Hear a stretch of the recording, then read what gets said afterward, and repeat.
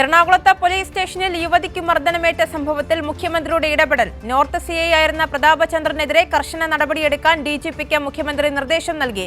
ഭർത്താവിനെ കസ്റ്റഡിയിലെടുത്ത വിവരമറിഞ്ഞ് പോലീസ് സ്റ്റേഷനിലെത്തിയ ഷൈമോൾ എന്ന യുവതിക്കാണ് മർദ്ദനമേറ്റത്. 14 ജൂൺ 20-നാണ് കേസിനാസ്പദമായ സംഭവം നടന്നത്.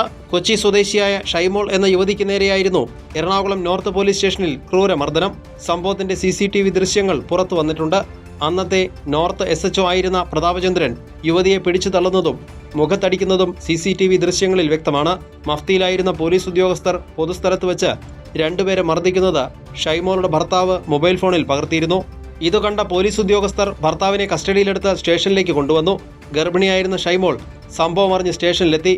ഭർത്താവിനെ കാണണമെന്നാവശ്യപ്പെട്ട ഷൈമോളെ SHO ആയിരുന്ന പ്രതാപചന്ദ്രൻ പിടിച്ചു തള്ളുകയും മുഖത്തടിക്കുകയും ചെയ്തു. സംഭവത്തിന്റെ ദൃശ്യങ്ങൾ പുറത്തുവന്നതിന് പിന്നാലെയാണ് മുഖ്യമന്ത്രിയുടെ അടിയന്തര ഇടപെടലുണ്ടായത്. ഗർഭിണിയായ സ്ത്രീയെ ക്രൂരമായി മർദ്ദിച്ച CI പ്രതാപചന്ദ്രനെതിരെ അടിയന്തര നടപടിയെടുക്കാൻ ക്രമസമാധാന ചുമതലയുള്ള DGPക്ക് മുഖ്യമന്ത്രി നിർദ്ദേശം നൽകിയിട്ടുണ്ട്.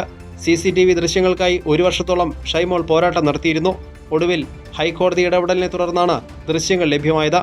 മഫ്തിയിലായിരുന്ന CI പ്രതാപചന്ദ്രനെ കൂടെയുള്ള പോലീസുകാർ പിടിച്ചുമാറ്റുന്നതും ദൃശ്യങ്ങളിൽ വ്യക്തമാണ്. CCTV ദൃശ്യങ്ങളുടെ അടിസ്ഥാനത്തിൽ നിയമ നടപടിയുമായി മുന്നോട്ട് പോകാനുള്ള ഒരുക്കത്തിലാണ് ഷൈമോളും കുടുംബവും. കൈരളി ന്യൂസ്, കൊച്ചി.